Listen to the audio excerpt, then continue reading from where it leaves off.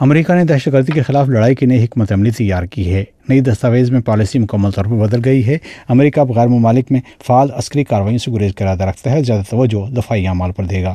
راندے گئے ممالک سے بھی رویہ تبدیل کر رہا ہے۔ ایک اور دلچسپ پہل قدمی یہ کہ امریکہ اخوان المسلمون کے ساتھ مکالمے کا آغاز کرنا چاہتا ہے۔ ماہرین متنبع کر رہے ہیں کہ امریکہ انتہا پسندوں سے روابط پیدا کر کے خطرہ مول لے رہا ہے۔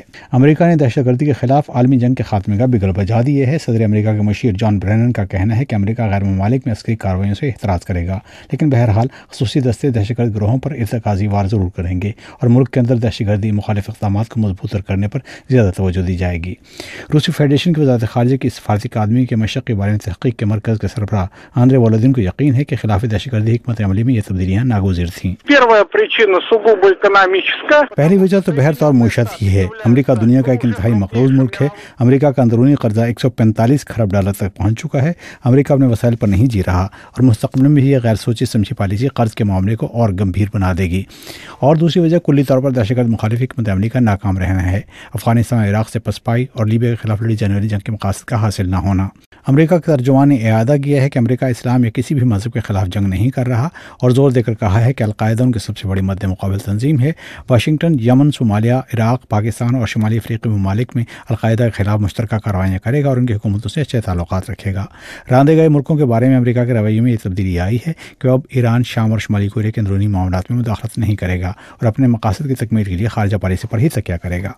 جان برینن نے کہا، آج کے مشرق وسطیٰ کے بارے میں سینٹ پیٹرزبرگ کے تحقیقی مرکز کے ماہر گومیر اسائیو سمجھتے ہیں کہ اس قسم کے بیانات کو مشکوک لیا جانا چاہیے۔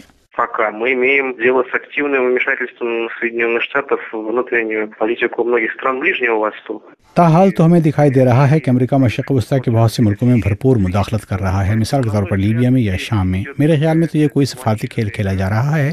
میں کلنٹن اور اوباما کے اس طرح کے بلند بانگ بیانات کو ان کے حد لذیذی بڑھانے کے انداز کے طور پر لیتا ہوں۔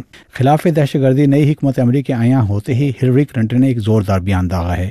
امریکہ کے سیکرٹری آف اسٹیٹ نے کہا ہے کہ امریکی سفارتکاروں نے مصر میں اسلامی تحریک اخوان المسلمون کے ساتھ رابطے کیے ہیں تاکہ ان کی مدد سے مصر میں حقیقی جمہوریت قائم کی جائے۔ عرب ممالک کے ساتھ روس کی دوستی اور کاروباری تعاون کے سماجی تنظیم کے صدر ویچسلاو ماتوزوف اس بیان کو پہلے کسی عیاری پر محمول کرتے ہیں۔ وہ سمجھتے ہیں کہ گزشتہ صدی کے وسط میں بھی اخوان المسلمون CIA کے زیر اثر تھی۔ اسامہ بن لادن کی مثال سامنے رکھیں جو پہلے CIA کا ایجنٹ تھا۔ Говорить о том, что братья-мусульмане являются независимой международной организацией, с которой необходимо считаться по политическим мотивам. یہ کہنا کہ اخوان المسلمون آزاد بین الاقوامی تنظیم ہے جس کے محض سیاسی مقاصد ہیں، غیر سوچے سمجھے کہے جانے والی بات ہے، جو عرب ممالک میں ترکی کی طرح معتدل اسلامی پارٹیوں سے تعلقات بنائے جانے پر پردہ ڈالنے کے مترادف ہے۔